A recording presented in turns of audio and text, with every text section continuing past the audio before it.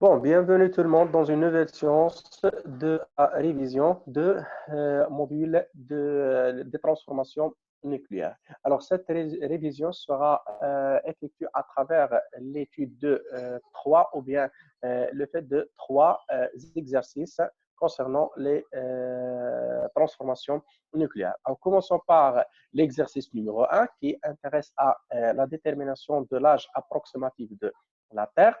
Bien, la datation par la méthode uranium-plomb est une technique ancienne qui permet la détermination de l'âge approximatif de la Terre. Le noyau d'uranium U-238-92, naturellement radioactif, se transforme en plomb PbAZ stable après une série de désintégrations successives, parmi lesquelles la désintégration en noyau de thorium TH234-90 et la désintégration en noyau de protactinium à PA234-91. Alors, la première question, c'est de faire recouper sur votre recoupé le numéro de la question et écrire la lettre correspond à la proposition vraie parmi ces propositions. Alors, proposition numéro A, le noyau de l'uranium U-238-92 se désintègre spontanément suivant l'équation à U-238-92. Elle nous donne un HE42 plus TH234-80. Donc, c'est en effectuant les lois de Soudet sur cette équation, on constate que l'uranium, on a 238 se désintègre en suivant réaction alpha, en donnant la particule alpha, l'hélium, 4, 2 plus 230. Donc, le 4 plus 234, ça fait 238, donc c'est le 1, et 2 plus 80. Donc, c'est une proposition juste. Alors, deuxième proposition, le noyau TH234-90 se désintègre spontanément suivant la réaction de l'équation suivante. Alors, TH234-90 se désintègre. Donc, à partir de cette intégration, nous avons une particule bêta plus, donc c'est le bêta plus. Voilà. Alors, si nous vérifions les lois de Soudet, qu'est-ce qu'on a? On a 234 est égal à 0 plus 234 et 80 est égal à 1 plus 80. Donc, cette équation ne vérifie pas l'équation de la conservation de nombre de charges. Donc, ça veut dire c'est une proposition fausse. Bien, proposition C, la désintégration selon l'équation U238-92 suivant alpha. Voilà. Donc, ça donne HE42 plus 2 thorium T234-80 est une réaction de type quoi? Bêta moins. Donc, vous voyez que la particule émise ici, c'est une particule d'hélium. Donc, il s'agit de réaction de type alpha. Hein. Donc, c'est faux. Fausse. C'est une proposition fausse. Alors, D, la désintégration selon l'équation de thorium 234-80 se désintègre en donnant une particule E0-1, donc plus 3 PA234-81. Donc, si nous vérifions cette équation selon les lois de Soudet, donc cette équation a vérifié les conditions de Soudet, donc la particule émise, donc c'est une électron, donc il s'agit d'une bêta moins. Donc, suivant cette réaction, nous avons réaction de type bêta moins. Or, la proposition dit que cette réaction est de type bêta plus. Donc, c'est faux. Et par conséquent, donc correction, le bon choix, c'est la proposition numéro A. Le noyau de thorium se désintègre en donnant U à 238 de 92 donne HE plus TH. Bien, deuxième question. L'équation de désintégration de l'uranium, uranium 238-92 se désintègre suivons cette réaction en donnant le plomb AZ plus 6 électrons plus 8 particules alpha. Alors, résume la série de désintégration successive de l'uranium jusqu'à le plomb, noyau stable plomb. Alors, en appliquant les lois de la conservation, trouvez le A et le Z. Bien. Donc, si on applique les lois de Sweden, nous avons 238, voilà, 238 égale le A, plus 6 fois le 0, plus 6 fois le 0, voilà, plus 8 fois le 4, donc plus 8 fois le 4. Et la conservation de nombre de charges 92 égale Z plus 6 fois moins 1, plus 6, voilà, Z plus 6 fois moins 1, plus 8 fois 2. Voilà. Donc, à partir de résolution de ce système, on obtient que le A est égal à 206 et le Z est égal à 82. Bien. Deuxième question. On considère que l'âge de chaque roche minérale ancienne est celui de la Terre. Qu'on note T indice grand T. La figure 50 représente la variation, ou bien la nombre de, voilà, la figure 50 représente la courbe de décroissance radioactive des noyaux d'uranium 238 dans un échantillon de roches minérales contenant Nu2. Alors, pour les questions suivantes, recoupez sur votre coupé le numéro de la question et écrire la lettre correspondant à la proposition juste. Bon, première question, c'est déterminer ou bien la valeur de quoi N0 du noyau de l'uranium existant dans l'échantillon à la date est égale. Donc, si nous voyons ici la courbe, on a graphiquement à la date est égale 0, on a le nombre N0, c'est ça. Donc, voilà le N0. Alors, le N0 à quoi est égal ici? Bien, donc nous avons 1 fois 10 à la puissance 12, 2 fois 10 à la puissance 12, ici 3 fois 10 à la puissance 12, 4 fois 10 à la puissance 12 et 5 fois 10 à la puissance 12.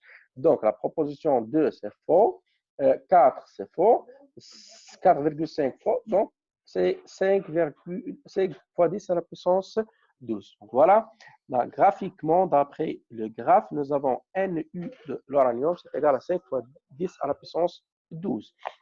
Bien. Deuxième question, la demi-V, T1 demi de l'uranium 238 est. Alors, nous avons le N0. Le N0, c'est égal à 5, 10 à la puissance 12. Donc, N0 à T1 demi. Donc, N1 demi, ça fait combien? 1, 2, 2,5. Donc, voilà le N. Ça, c'est le N à la date N2. Donc, N2, N2, qui est égal à quoi? À 2,5. Donc, c'est N0 sur 2, 2,5 fois 10 à la puissance 12. Donc, voilà le N à la date T1,5 et la projection de cet point sur l'axe des X nous donne le T1,2. Donc, voilà le T1,2. Alors, graphiquement, nous avons le T1,5, c'est égal à quoi? Donc, 2,25. Donc, 2,25 fois 2, ça fait 4,5. Donc, c'est 4,5 fois 10 à la puissance 9. Voilà, donc c'est la proposition C. Bien. Donc, on a T1,5, c'est égal à 4,5 10 à la puissance 9 d'après la courbe. Bien, dernière question. La mesure du nombre de noyaux de plomb dans la roche minérale à la date T, et donne N de plomb est égal à quoi? À N 2,5 10 à la puissance 12. L'âge approximatif de la Terre est de 4,5 10 à la puissance 9, 2,25 10 à la puissance 9 et 4,5 10 à la puissance 10 ou bien 2. Bien, qu'est-ce qu'on a? Donc, le nombre de noyaux N de plomb restants est égal à quoi? À 2,5. Alors, ce nombre de plomb, puisque le plomb, c'est un produit, donc représente le nombre des noyaux d'uranium qui sont désintégrés. Donc, ce nombre est égal au nombre de noyaux désintégrés. Or, on sait bien que le nombre de noyaux désintégrés, parce qu'on a le N de noyaux désintégrés, de l'uranium désintégré, D, égale à quoi? Égale le nombre initial, le N0, moins le nombre du noyau de l'uranium U restant. Alors, c'est égal à quoi? Le N0, voilà, moins, ça c'est, on applique la loi de la décroissance radioactive, N0 l'exponentielle moins lambda T. Et par conséquent, c'est égal à quoi? C'est égal à N0. Voilà, donc c'est égal à N0 facteur de 1 l'exponentielle moins lambda. Bien, donc on a le N du plomb, voilà, à la date T, c'est égal à quoi? C'est égal au nombre de l'uranium désintégré, donc c'est égal à N0 fois 1 l'exponentielle moins lambda T. Alors en utilisant lambda, sachant bien que lambda c'est égal à quoi? C'est égal à ln de 2 sur T1 demi. Voilà, donc après, donc on introduit la fonction réciproque, donc on a le n sur n0 à partir de cette équation, donc on fait le n de plomb sur n0 est égal à quoi? Est égal à voilà, le n. Bien, donc si nous faisons la fonction réciproque à partir de cette équation, donc qu'est-ce qu'on a? Alors, on a le n sur n du plomb, voilà, sur le n0,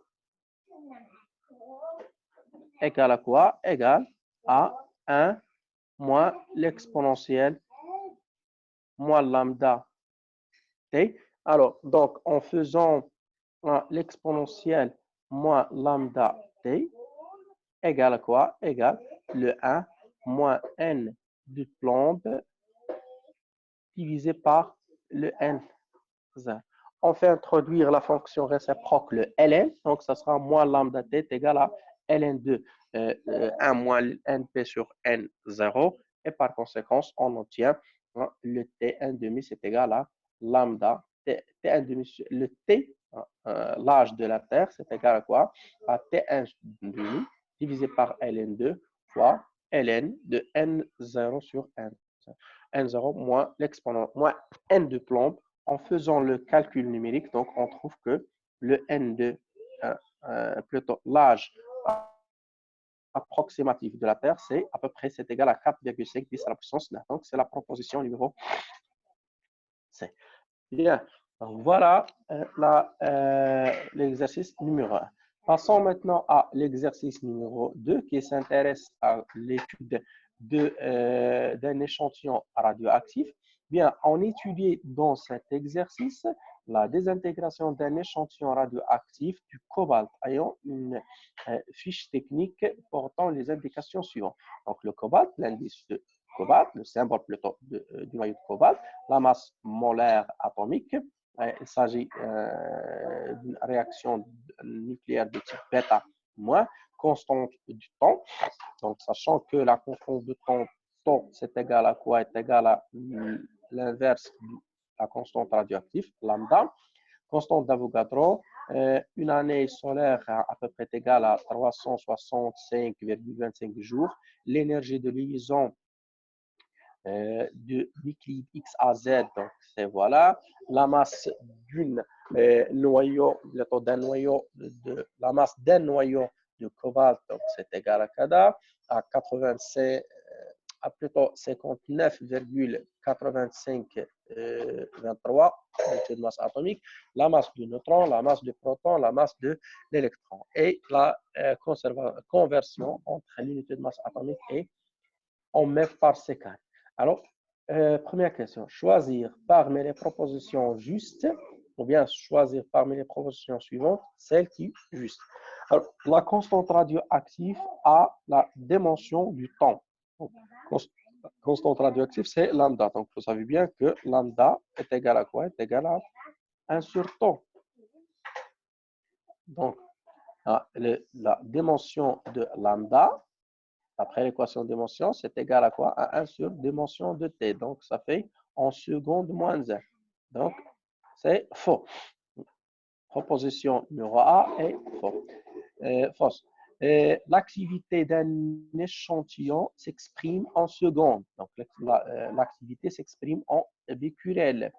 Donc, vous savez que l'activité, le A, c'est le nombre de désintégrations par unité de temps, c'est le becquerel. Donc, c'est proposition C est fausse. Bien. C'est pour les noyaux lourds, selon la courbe d'Aston, plus un noyau est lourd, moins il est stable. Bien, donc on va laisser cette proposition à la fin. Alors, le défaut de masse s'exprime en MeV. Alors, on sait bien que le défaut de masse, c'est une masse, donc en grandeur massique. Donc, il s'exprime soit en kilogrammes ou bien en U, en U, en unité de masse atomique. Donc, une proposition est fausse. Par élimination, on peut déduire que cette proposition est juste. Donc, c'est la proposition unique qui est juste. Bien, cette proposition, donc on a répondre à la première question par élimination. On peut répondre par le fait d'utiliser le diagramme de Aston, bien la courbe d'Aston. Donc, on sait bien que la courbe d'Aston, elle est de la forme suivante. Donc, la courbe d'Aston a pour forme ou bien a pour forme suivante. Donc, on sait bien que il y a 3 zones. Donc, zones où il y a des atomes qui sont stables, moyennement, et les atomes qui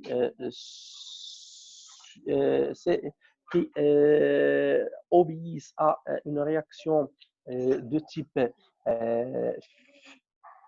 fusion, plutôt, voilà, type fusion, voilà, fusion nucléaire, et des réactions qui subissent à réaction de type fission, qui subit la fission nucléaire. Alors, les noyaux qui sont légers, donc ils subissent réaction de fusion pour avoir un nombre atomique moyennement.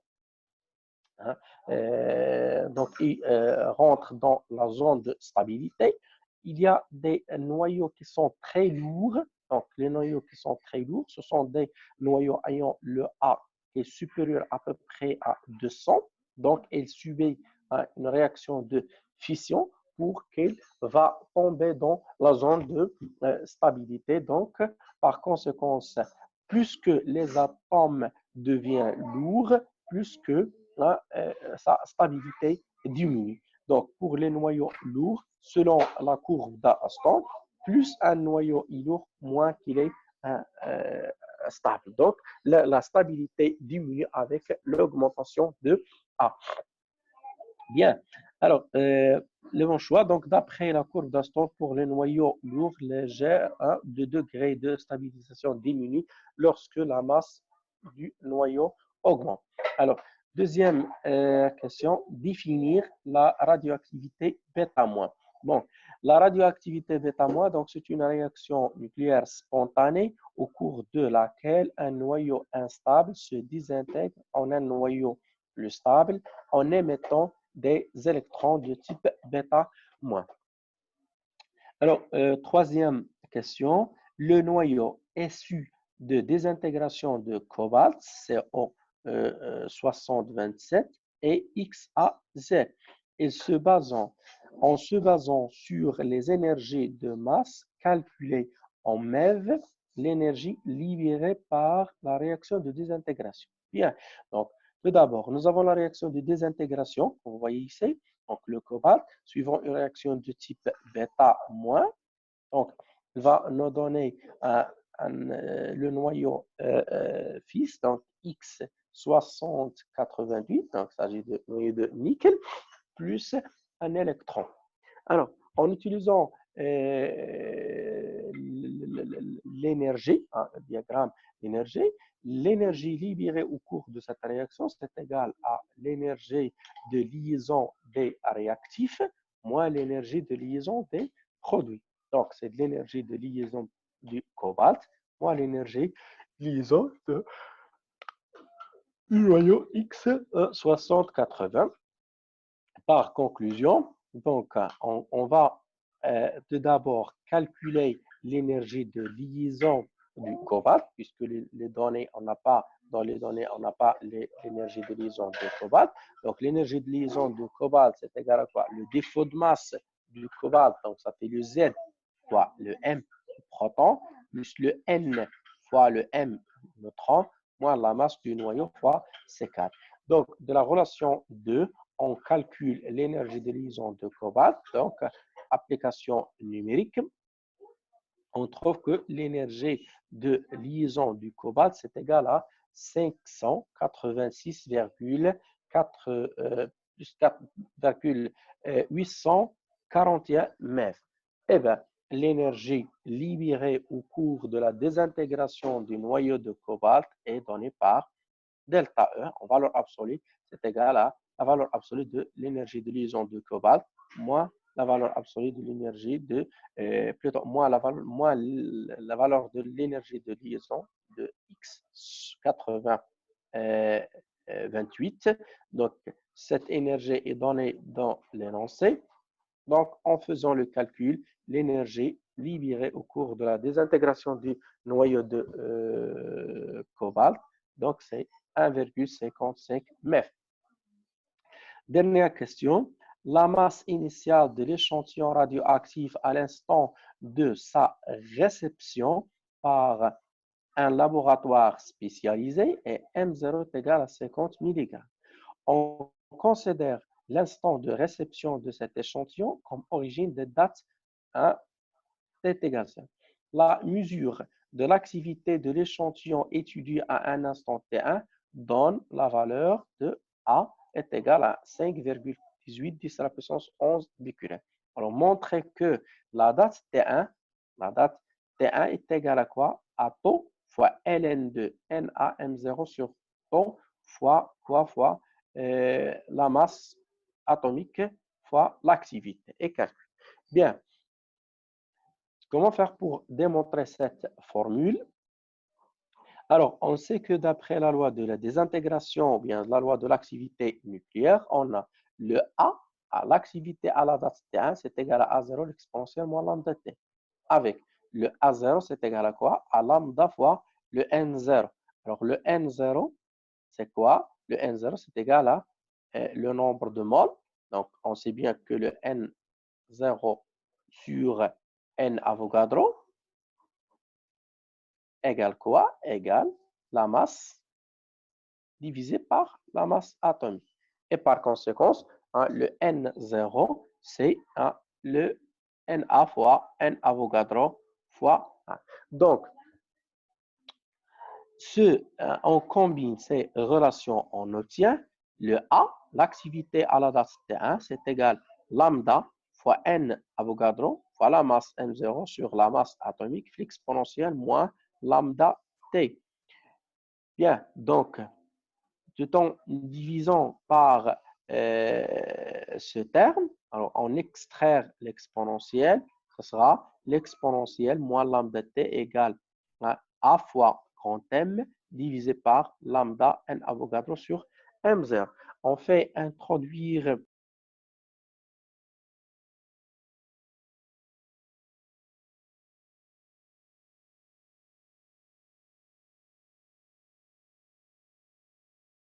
taux égal à 1 sur lambda. Donc, taux est égal à 1 sur lambda. On fait introduire cette relation dans cette équation-là. Et après, on injecte la fonction réciproque, le ln. Qu'est-ce qu'on obtient? On obtient le ln de l'exponentielle de T1 sur taux est égal à ln de NaM0 sur taux fois grand M fois. Donc, finalement, le T1, c'est égal à taux fois NaM0, ln de taux fois ln de Na M0 sur taux M fois. Voilà. En faisant l'application numérique, on obtient le T1 c'est égal à 10,37 plutôt 63 ans. Donc voilà la deuxième exercice. Alors, voyons maintenant troisième exercice. Troisième exercice, transformation nucléaire. Alors, on se propose dans cet exercice d'étudier la radioactivité alpha du uranium ainsi que le noyau d'une particule alpha dans un champ magnétique uniforme. Donc, c'est en 1898 que Marie-Pierre Curie annonce la découverte de deux éléments radioactifs, le polonium et le radium 226 qui se transforme en radon 222 est considéré comme l'un des exemples historiques de la radioactivité alpha. L'activité d'un échantillon radioactif était alors calculée par rapport au radium considéré comme étant.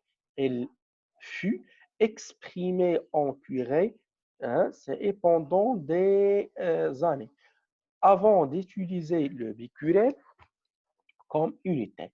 Le curé, le 1 curé, est l'activité d'un échantillon dans un gramme de radium 226. Donc voilà la définition de quoi de curé. Donc voilà, le curé représente l'activité de quoi de 1 gramme d'un échantillon de radium. Alors, les données, donc nous avons la masse molaire de radium, constante d'Avogadro, l'énergie de liaison de radium, l'énergie de liaison de radon, l'énergie de liaison de l'hélium, constante radioactive de radium. Bien. Alors, premièrement, donnez la définition de l'énergie de liaison d'un noyau. Donc, vous savez bien que l'énergie de liaison d'un noyau atomique est l'énergie qu'il faut fournir au noyau pour le dissocier en ses nucléons, tout en restant au repos. Deuxièmement, choisissez la proposition juste parmi les propositions suivantes. Le radium et le radon sont deux isotopes. Alors, vous voyez que radium et le radon n'ont pas le même Z, donc ne sont pas ne sont pas des isotopes. Donc, c'est une proposition fausse. Alors, proposition A est fausse. Alors, deuxièmement, le noyau du radium est constitué de 88 neutrons et 138 protons. Donc, le radium, voilà, le radium, donc le Ra, le Z, c'est 88, donc il s'agit de 88 protons. Donc, il y a 80 protons, ce n'est pas neutrons. Bon, c'est une proposition fausse. Alors, voilà. Faisons la réponse toujours des propositions par élimination. Alors, après une durée égale à 3 T1,5, elle reste 12,5% des noyaux initiaux. Alors, cette proposition demande de calcul, donc on va la laisser à la fin. Passons à la dernière proposition. La relation entre la demi-vie et la constante radioactive est égale. T1,5, c'est égal à lambda 1. Bon, on sait bien que lambda, la relation qu'il est, la radioactivité et la période radioactive, c'est lambda fois T1,5 est égal à quoi? À ln2,2. Par conséquent, la proposition D est fausse. Et par élimination, on peut dire que la proposition C, c'est la proposition juste. On peut faire cette proposition, on peut vérifier cette proposition par calcul. Donc, on sait bien que nous avons le n, quoi? On a le n égal à quoi? À n0 fois l'exponentielle, voilà, l'exponentielle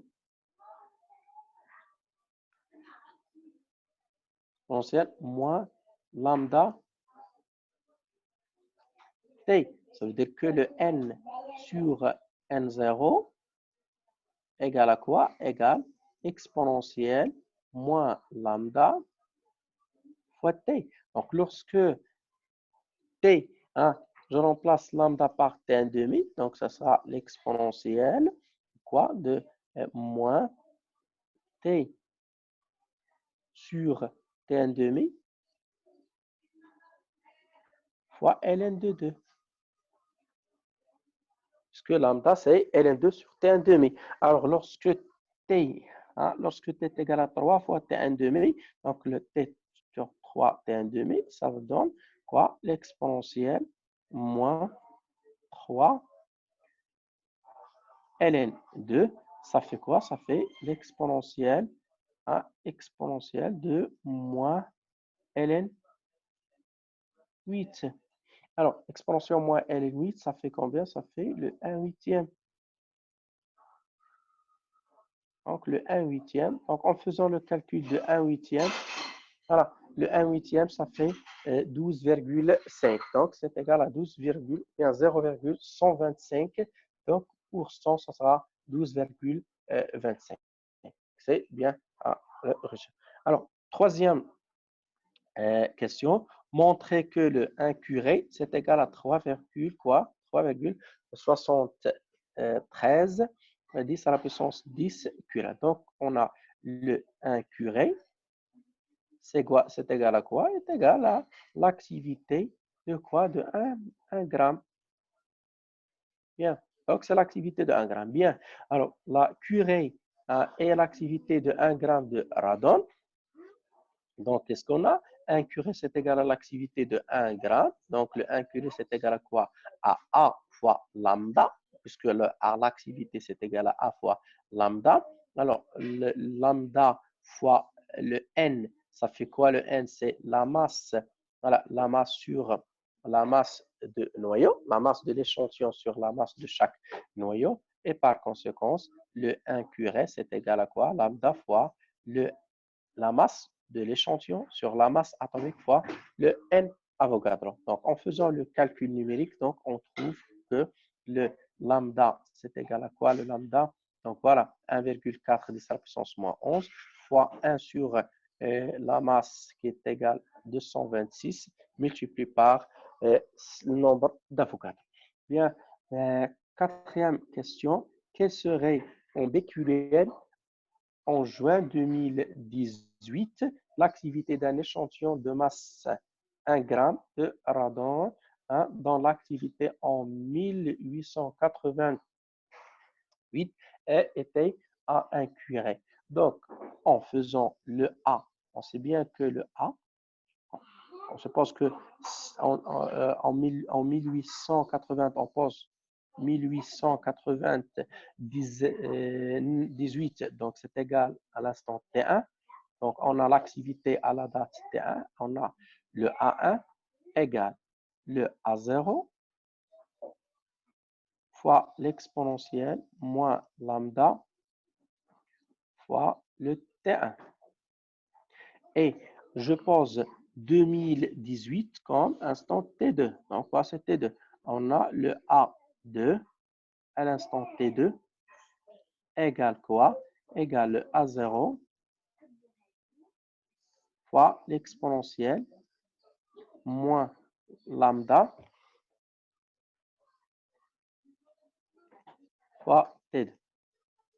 Alors, en divisant les deux termes, on a le A2 à partir de ces relations. On peut dire que le A2 divisé par le A1, c'est égal à quoi?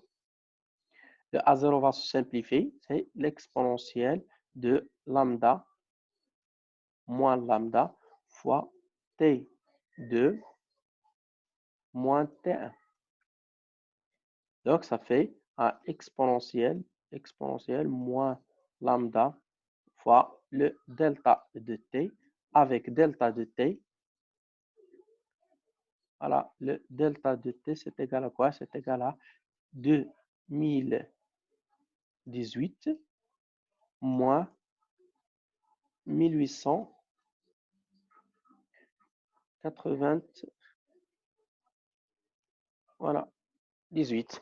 Voilà, donc l'équation de la désintégration, donc on a en juin 1898, on a le A est égal à le 1 curé, donc c'est égal à quoi? L'activité de 1 curé, donc on a déjà calculé l'activité de 1 curé, c'est égal à 0, ou bien le A1, c'est 3,1 73 10 à la puissance 10 becquerel.